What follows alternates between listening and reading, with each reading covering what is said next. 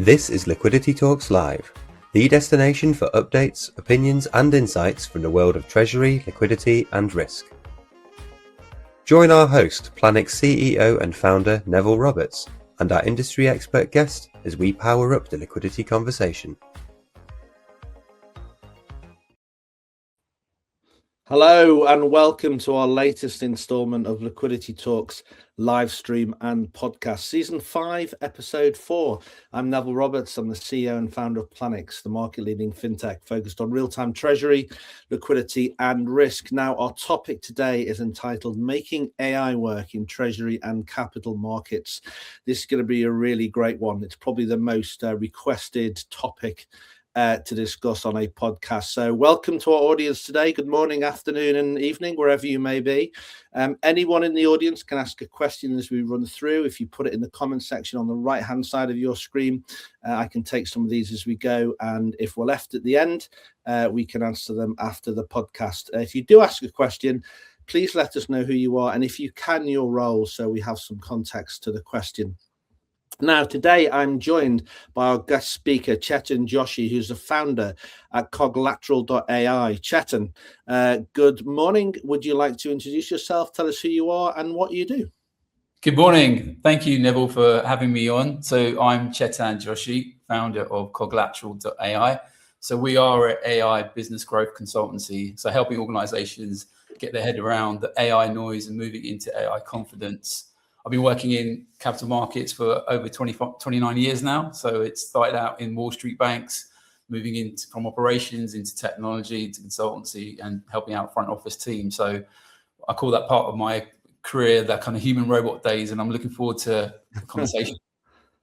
Indeed. And we're going to put your email in the comment section. So if anyone does want to contact you afterwards, we'll make it easy for them. Now, I do start off these podcasts, as everyone knows, just touching on my favourite topic, which is actually football.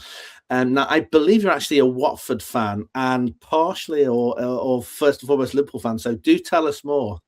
Yes, so I started out as a Liverpool fan. You know, my parents came over here in the 70s, and I was first generation here. And it was the team that was the team that was winning. So I was following them for many years. And then my son was born, and about 16 years ago, moved to Watford, and Watford's at my team now. So that's very good. And the best thing to ever come out of Watford, well, I'm sure we'll agree, is John Barnes, right? 100%. Yeah.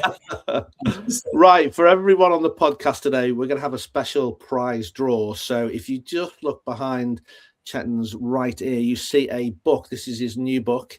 If anyone who's on the podcast, if you want to put your name in the comment section or just a yes or any comment whatsoever, or just a one, we'll enter your name into a draw for Chetan's new book. And very briefly, Chetan, do you just want to briefly introduce it and tell us where you can buy it as well from? Yeah, sure. So the book was put together a couple of years ago when I pivoted from management consultancy into AI to become a product director. And there's nothing out there around frameworks and understanding. So I've used the last 2 years working the front line of AI in capital markets and treasury to help people go from what I call AI noise to AI confidence. It's called the Vertical AI Autobot. And it's an area that I'm going to talk about today about what is vertical AI, but also the Autobot is 7 steps to go from an idea into a production from your AI perspective. So I'm looking to more educate people, and that's why I'm keen to talk today to you and your community. Perfect. And the barcode top left if you want to have a look at the book or buy the book. So it's really all about, it's about how you think about AI from strategy to actually using it. It's not just rush in and try some AI. It's thinking it through carefully so you get it right from the start. Is that a fair characteristic of the book? That's correct. So, everyone wants to do stuff in AI, but in the last 2 years working with, corporates and fintechs, I've seen, the mistakes people make, the key questions you need to get at the front from the business around clarity. And then what form of AI do you use? There's so much confusion around AI that everyone thinks there's just one type of AI, but there is 2 types of AI, and I'll go through that. So it's just sharing those examples and giving you those questions at each of those chapters to then help you get to a point where you get to a blueprint, and then you can work with your technology teams. Perfect. Understand. So look, let's start the conversation with, where is AI actually delivering measurable value in treasury and capital markets today? Yeah, sure. So where AI is now positioned, which is really at the heart of the Treasury Capital Markets, is really embedded as an augmented AI. And what I mean by that, I think it might be worthwhile just firstly explaining what vertical AI means, because everyone, when they talk about AI, they think about generative AI. And the way I explain it is, if you've got two babies, that the first baby, you train it on mathematics, English, arts, human emotions. So it grows up to become a mini jack of all trades. And it's been trained to always generate an answer. And that answer might not be correct, but that's the way it's been trained. Now, the second baby is only trained on mathematics, pure maths. So it knows right from wrong, and it's always subservient to the human. So it's more scientific, whereas the first baby is artistic. And the first baby is generative AI, and it has a place in our industry around brainstorming, MVPs. And vertical AI is the second baby, which is really focused on your domain, Treasury and Capital Market. And what I've seen is banks and hedge funds integrate vertical AI safely into their capital markets and treasury process. And that's looking at liquidity decisions, that's looking at funding, that's looking at taking information from emails around, for example, margin calls, and making sure that is booked into the relevant systems, where you're now moving humans from looking at mundane, repetitive tasks to actually looking at true exception management. That's been the holy grail for us operational managers. You want to get your team just looking at the exception and using the AI as a partner, as opposed to removing tasks and jobs.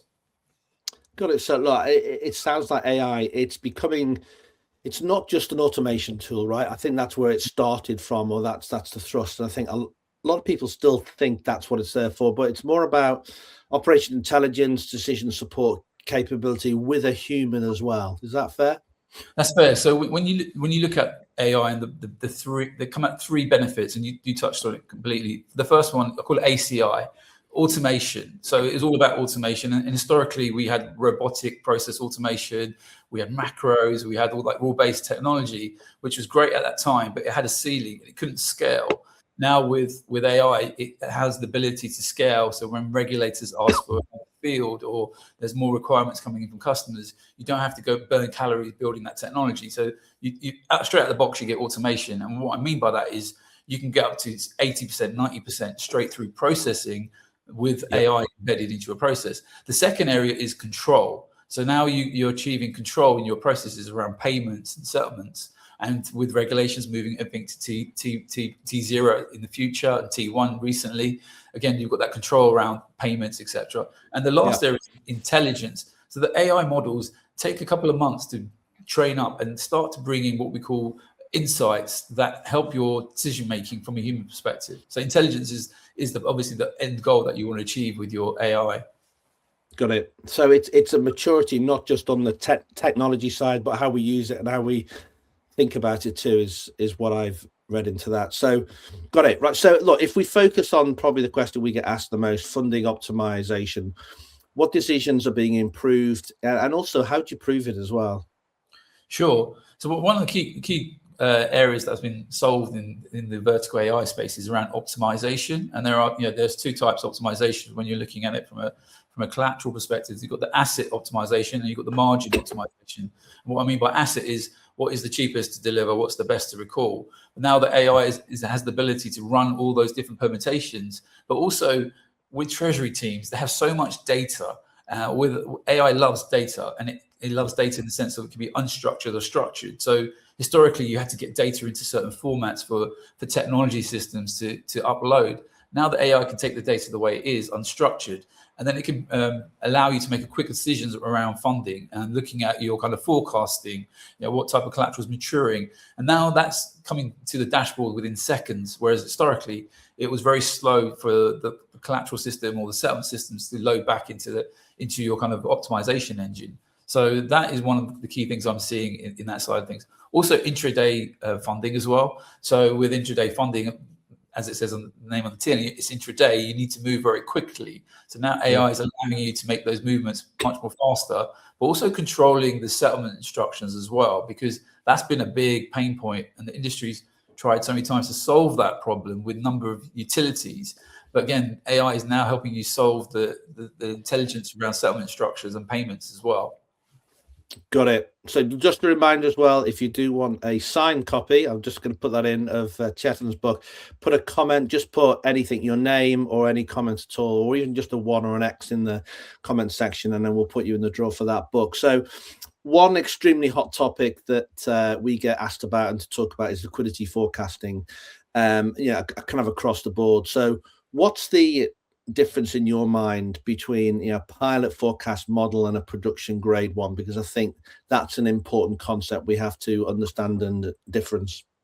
Yeah, so with vertical AI, the input part of the process is really important. So you want to get in that kind of AI pilot, you want to get a true sample of your whole population that you're looking at from a forecasting perspective. So it's the sweet spot is around 100 to 150 samples in that input. So now the AI has that input.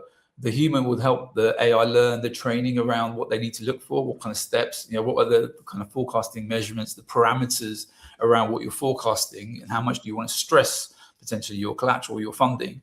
So now that's the process. And then the output, it's providing the AI, what does good look like? So once the AI gets the input and the output, it works out the magic. It breaks everything down into tokens. So AI, as most people know, it's broken down by tokens. So it looks at languages and mathematics in a different way than the human does. And then it rebuilds that information, and then it allows you to then forecast it and have the accuracy that you want. So from an accuracy perspective, you obviously want to get to the highest point, but confidence will always be 100% because the AI is providing the output for the human to validate. And there's what's really important with vertical AI is the human in the loop. So the AI is not just generating and hallucinating like generative AI does. And that's where I see AI pilots fail, because they're using the wrong form of AI. Whereas with vertical, it's always checking with mummy and daddy, does it look right, before it actually progresses. So your forecasting confidence goes up to 100%. Got it. And so, and it's not just about the pilot, right? I think what we've talked about previously, your book, how you help customers, it's thinking through every step.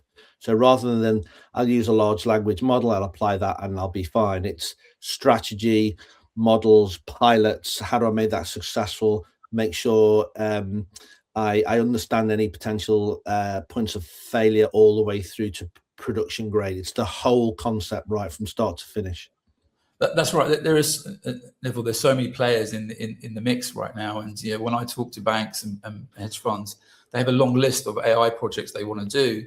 But the challenge is that you're going to use internal technology team, and that's a given. And the internal technology team will get there, but they're going to burn calories, make mistakes. And there was always this debate about build versus buy, but now what I'm seeing is build versus buy versus partner. So partnering with an AI firm that has a model already in place. It's not about having the winners in this space aren't going to be the ones that have the largest models. It's the ones that integrate AI safely and allowing the human to make better decisions. And to do that, you need a framework, and you need a team that can connect the business, the technology teams, internal and external. What I recently saw, it was in March, HSBC announced that their chief AI officer was the former COO of the corporate investment bank, which is a really smart move, because AI is owned, in my opinion, by the business, because they're the ones that are in that pain point. They're looking at AI to automate, improve controls and get intelligence. So it's just having that framework that can guide people to safely integrate AI. I've got it. And so, look, in your opinion, why do so many AI initiatives stall or fail after the pilot phase? What are the two top failures that you've seen, or what tends to happen? Sure. So I think there's this big rush to get the pilot up and running very quickly. So firstly, they don't have enough data and variation. So to the earlier point, when you're creating that sample set of 100 or 150 input files, those files should be a true representation of all the different permutations that you've seen in the past. So your best case, your worst case, your kind of medium case scenario. So they're not having enough training into the model. Now, once you figure out what you want to automate, you've got to unravel all that data. So where are you getting all the data? Sometimes they don't collect all the data from all the different data sources. So that's another challenge that I see, is that they're very quick to get the AI out there. Because they see it in their personal life, that the AI does it so quickly, why can't they see it in their corporate life, in their working environment? And then it's also about training it as well. So what happens is people do really well at the beginning of the pilot, and the accuracy and the STP is really high. But if they don't continue to keep on training the model, it starts to go back down again, and it starts to fail. And then they say AI doesn't work, and they throw the baby out of the bathwater. But because they haven't structured it correctly, they haven't trained the model enough, but they also haven't optimized it. So within AI, there are parameters you can move to optimize the output. So again, it's just that understanding and that guidance. So that autopilot stage is so important. And also sometimes you don't need AI. So it's such a big buzzword, and there's a fear, I need AI. Actually, you just need some smart automation. So that as well in the mix. And is it fair to say that, many AI initiatives, they fail? It's not because of the models themselves, but it's because of weakness in their operating models, choosing the wrong AI, or just trying to throw AI at the wall, hope it sticks. But thinking about it all the way through, it's not just the model. No, it's not the model. It's like you rightly said, it's the governance around the model. So you build the model, but where is it going to sit in operations or in front office or in risk or in treasury teams?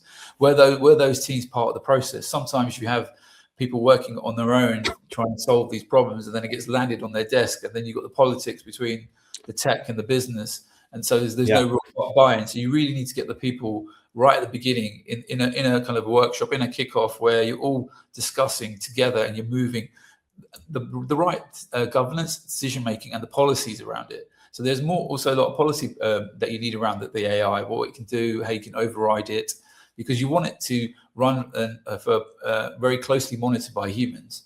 And the problem is that people don't always use vertical AI; they use generative AI because they're talking to Microsoft, to Google. You've got Copilot, you've got Gemini, and they get confused that why can't this do? And it's an amazing engineering feat. I'm not sort of trashing it. I use those tools for other use cases, but I think it's just that education, and there's just so much noise, and people just want to rush to get to their pilot out, and the business gets frustrated by it. Got it. And look, in the end, production grade AI, it's not just a model, it's an operational system or platform to help you improve, right? You just can't think about it as a model per se. It's a lot more than that.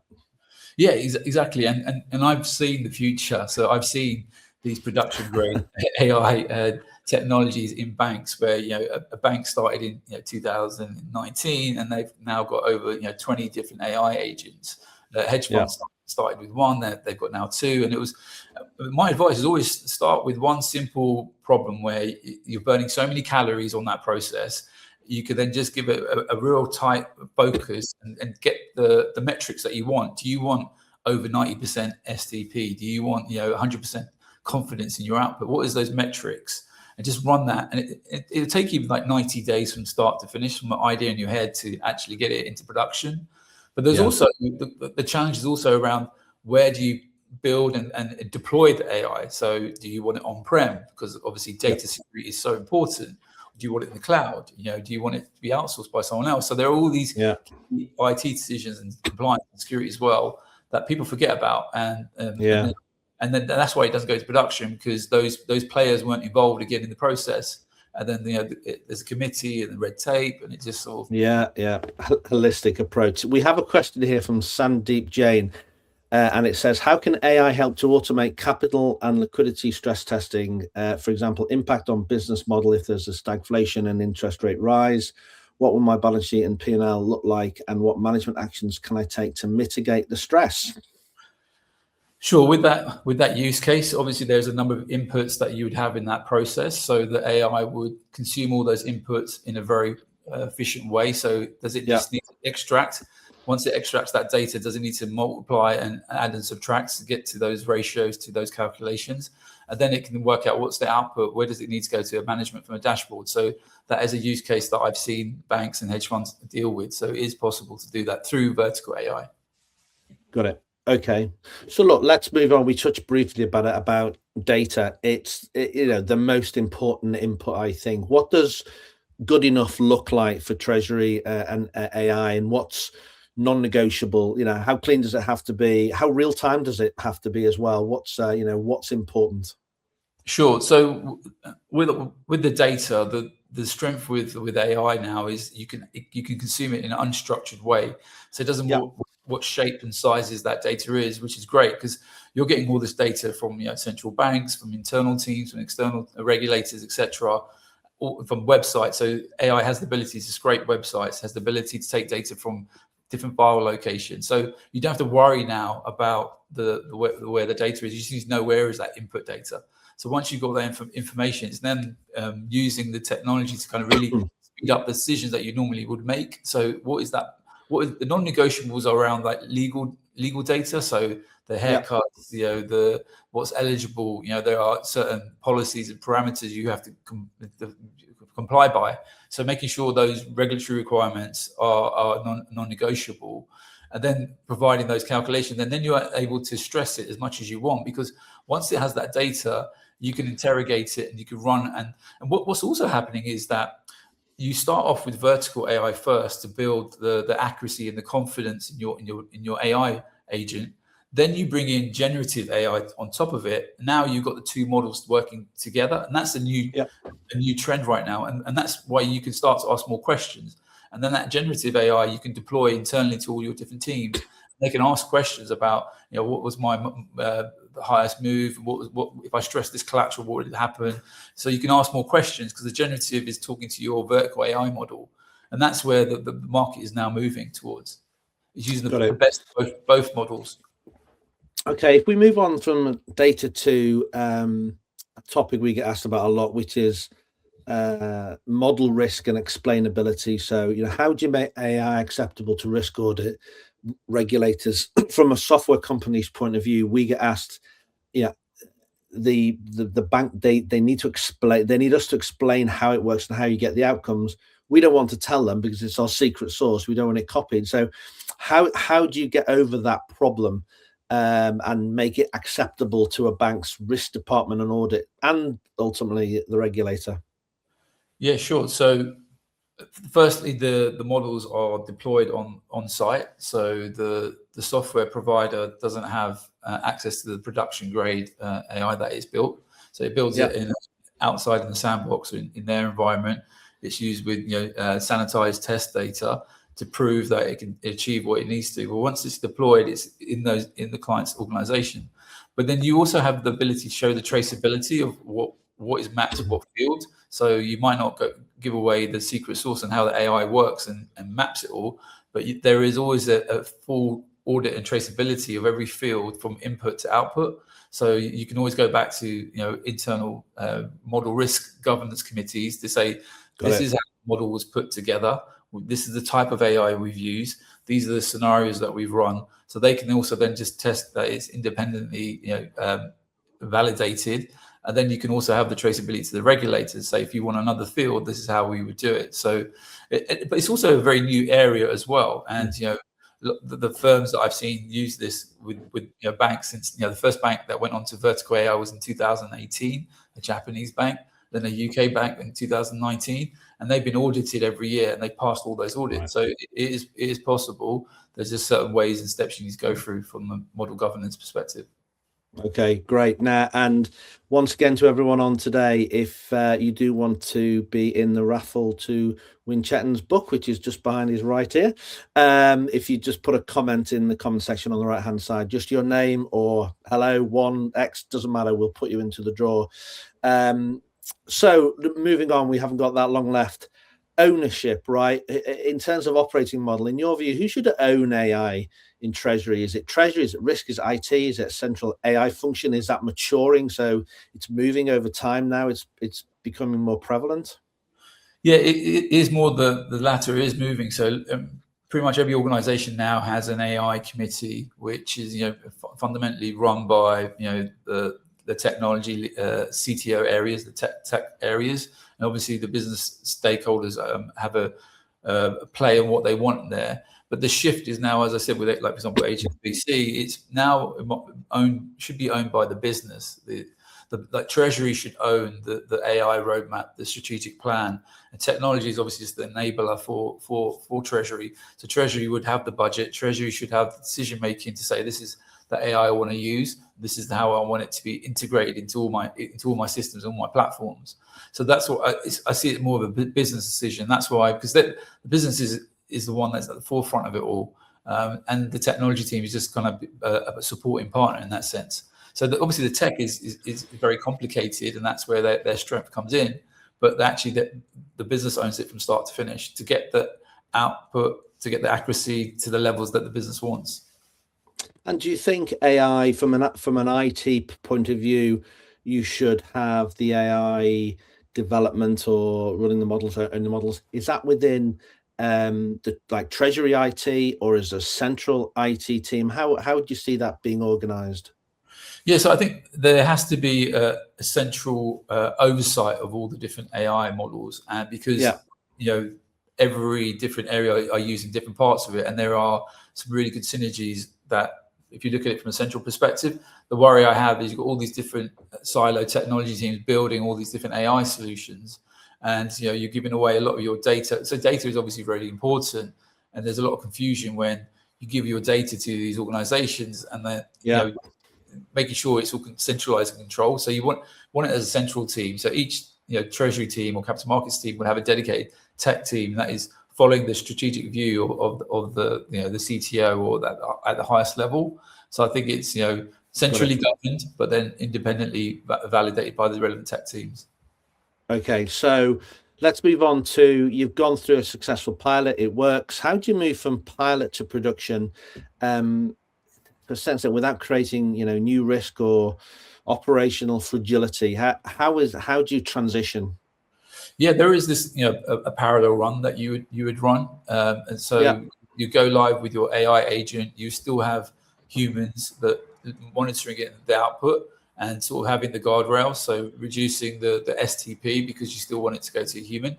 But once you start to get confidence, it also really challenges the way humans think, because we've been trained to do things in a certain way. Our predecessors and their predecessors, and they're all humans. Whereas now the machine has much more superpower intelligence to actually challenge the way we were thinking about things. So there is that hand holding with the human. That's where you've got the human in the loop. That's really important to have. And then the production output and the results you'll see, and then you have more confidence to really invest in it and then add more parameters. So start off with this is my metric. I want over 70% STP, tick. Now let's look at the edge cases, because AI can't do everything. So you still need humans to solve the edge cases, and then train the model, and then you increase 80% to 90%. And you slowly move it into production with the right owners and the governance around it. Got it. Unfortunately, we're running out of time. So one last final question. So always my last one. But if you had one key takeaway to tell the audience today, what would it be? And ultimately, next week, how would they move from AI experimentation into real treasury value? What's the one thing you tell them? So I think the one thing I would tell them is to look at integrating vertical AI systems into their roadmap. Seriously look at having a vertical AI architecture where the human is in the loop, which allows you to safely integrate your AI, which then helps operational intelligence. Right, and it's don't just start with AI. I think a theme came through. Start with a treasury decision it could be expensive, slow, noisy, hard to scale. Focus on that and don't try and boil the ocean, right? Just one use case, which and that you can measure successful, and then build that momentum to then bring in more use cases. Right, got it. Perfect. I have about another 30 questions for you, Chetan. So we might have to extend this into some more podcasts in the future as AI matures and we're seeing the impact it has. So, but unfortunately, we do have no more time today. So thank you very much for joining us today, Chetan, and sharing your views. If anyone asks questions after the event, then we will answer them for you later. We will do the raffle for the book after the podcast. So that concludes our latest Liquidity Talks live stream and podcast today. We'll be putting the podcast on LinkedIn, Spotify, Apple Music, and other media outlets and streaming services very soon. Thank you very much. Look out for our next podcast next month. My name's Neville Roberts. Thank you for tuning in, and goodbye. You've been listening to Liquidity Talks. Don't forget to subscribe to stay updated on the latest developments and industry opinion from the world of treasury, liquidity, and risk.